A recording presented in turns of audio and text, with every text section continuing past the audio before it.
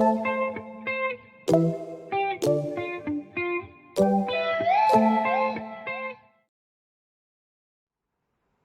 Morning students.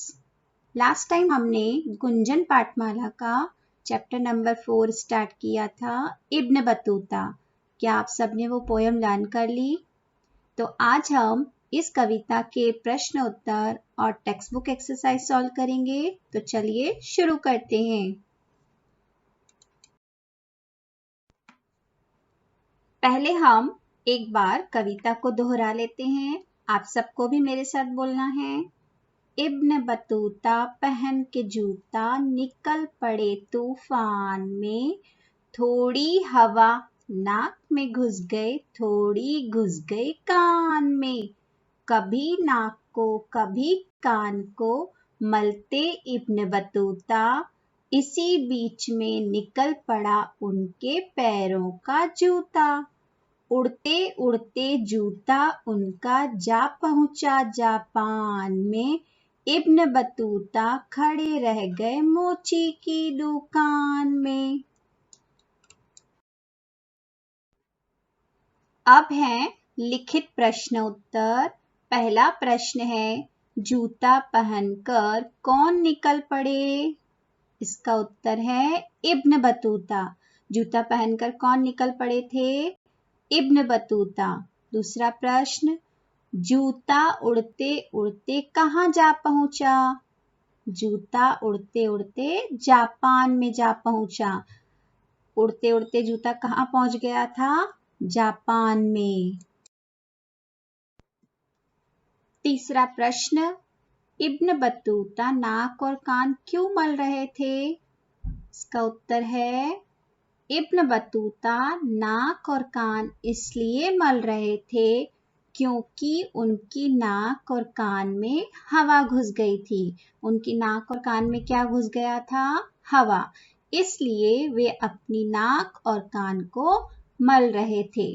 बच्चों, यहाँ पर आपको एक बात ध्यान रखनी है कि जब आप नोटबुक में क्वेश्चन आंसर्स लिखेंगे तो वन आंसर फिनिश होने के बाद आपको वन लाइन लीव करना है और प्रश्न के पीछे प्रश्नवाचक चिन्ह लगाना है, ये क्वेश्चन मार्क लगाना है और जब आंसर फिनिश होगा तो फुल स्टॉप लगाना है।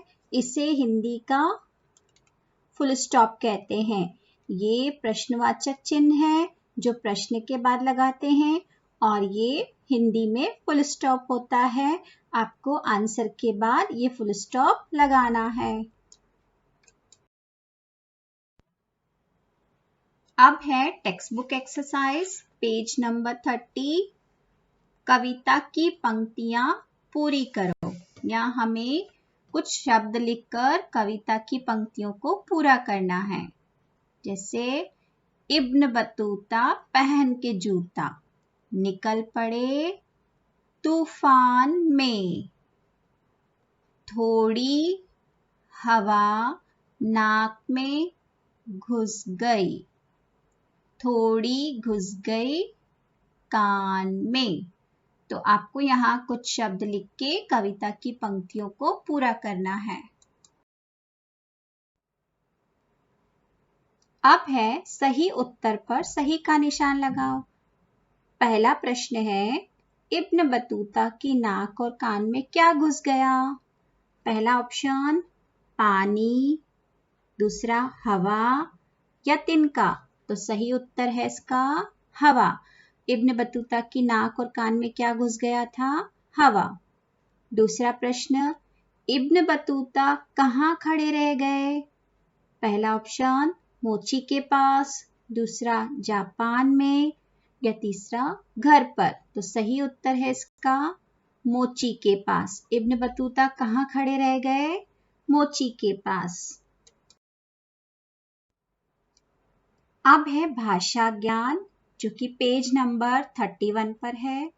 पहला है, एक से अनेक बनाओ। ये हम पढ़ चुके हैं। एक से अनेक बनाओ हमने फर्स्ट स्टैंडर्ड में भी पढ़ा था, जैसे तारा, तारे। तो यहाँ पर कुछ शब्द दिए हैं, उनके हमें बहुवचन रूप लिखने हैं। जैसे दुकान, दुकानें, आग, आँखें, जूता, जूते, कपड़ा, कपड़े। इनमें हमें आ की मात्रा को हटाकर ए की मात्रा लगाना है। अब है समान अर्थ वाले शब्द लिखो। समान अर्थ मतलब जिनका एक जैसा अर्थ हो। एक जैसे अर्थ वाले शब्दों को हम समानार्थी शब्द कहते हैं। वो हम पढ़ चुके हैं।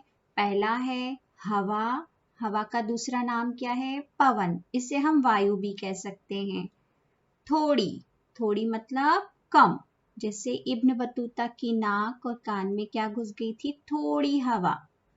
पैर, पैर मतलब पाँव। घुसना, अंदर जाना, किसी चीज के अंदर जाना, घुसना। तो ये हैं समान अर्थ वाले शब्द। बताओ ये क्या करते हैं? मतलब यहाँ पे कुछ नाम दिए हैं कि ये लोग क्या करते हैं। जिस तरह से हमने पोयम में पढ़ा कि मोची, मोची क्या करता है? जूतों की मरम्मत करता है, जूते बनाता है। तो जूते बनाने वाले को हम मोची कहते हैं। तो उसी तरह से चित्रकार, तो चित्रकार क्या करता है? चित्र बनाता है। तो आपको याद रखना है जो चित्र बनाता है उसे हम क्या कहते हैं? चित्रकार। अगला है कुम्हार। कुम्हार क्या करता है? मिट्टी के बर्तन बनाता है। तो जो मिट्टी के बर्तन बनाता है, घड़े बनाता है, उसे हम कुम्हार कहते हैं।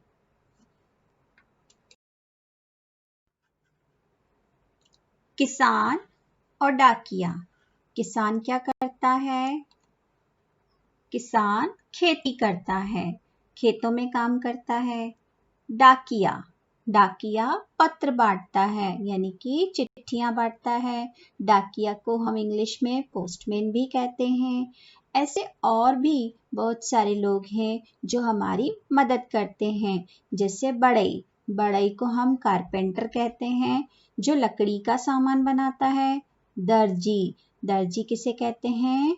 टेलर को, जो कपड़े सिलता है। तो आपको ये चैप्टर समझ में आ गया बच्चों। अब आपको नोटबुक के नोट्स और टेक्स्ट बुक एक्सरसाइज कंप्लीट करनी है।